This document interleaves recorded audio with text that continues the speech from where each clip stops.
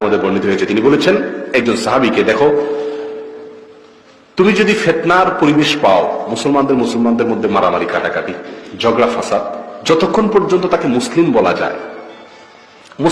যায়, তার ভুল ত্রুটি থাকতে পারে, সুবিধা অসুবিধা থাকতে পারে, তার ভিতরে ত্রুটি থাকতে পারে, বিচ্যুতি থাকতে পারে, কিন্তু সে মুসলিম, এখনো সে কাফের বা মুশরিক হওয়ার মতো কোনো কাজ করে নাই, বেঈমান হওয়ার মতো কোনো কাজ করে নাই, এরকম যদি কোন আল্লাহর বান্দা থাকে, তাহলে সেই ব্যক্তির সঙ্গে যদি অপর আরেক মুসলিমের সাথে কি হয়, মারামারি লিপ্ত হয়, এটা হলো ফিতনার সময়। ফিতনা ভয়াবহ পরীক্ষার সময়, যে আমি কার পক্ষ নেব, কোন পক্ষ নিয়ে অপর পক্ষের বিরুদ্ধে আমি যুদ্ধে লিপ্ত হব, মারামারি খুনাখুনিতে লিপ্ত হব, এটা আদৌ কি আমার জন্য সওয়াবের কাজ হবে না গুনাহের কাজ হবে, বিশাল বড় পরীক্ষা। এই সময় আমরা কি করব? কিয়ামতের আগে এরকম বহুত সিচুয়েশন আসবে।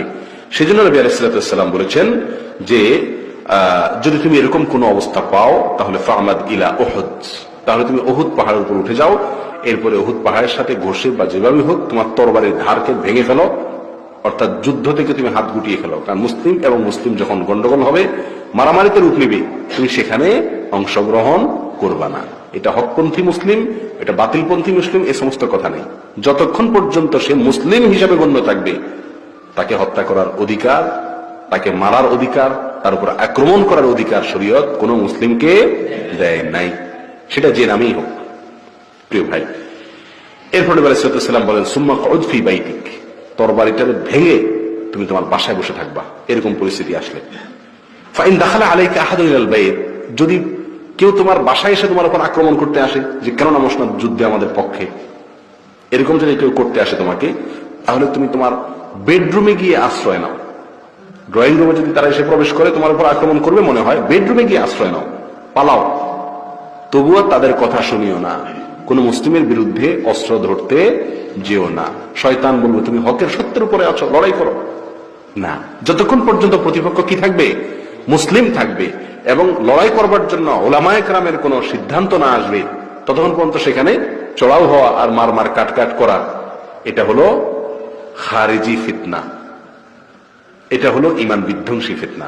নবী আলাইহিস সালাম বলছেন যে এরকম মুহূর্তে তুমি বেডরুমে গিয়ে আশ্রয় নাও।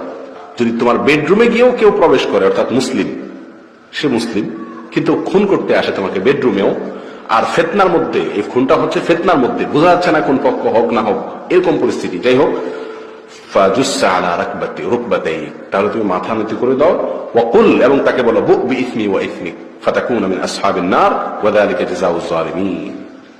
নবী আলাইহিস সালাম এরপরে মাথাকে নিচু করো, মাথা নিচু করে তুমি বসে থাকো, তারপরে বলে দাও, ও ভাই, যে আক্রমণ করতে আসছো আমাকে, তুমি আমার উপর আক্রমণ করো, করে আমাকে হত্যা করে তোমার অপরাধ আর আমার অপরাধের ভার সব নিয়ে তুমি জাহান্নামে যাও। কিন্তু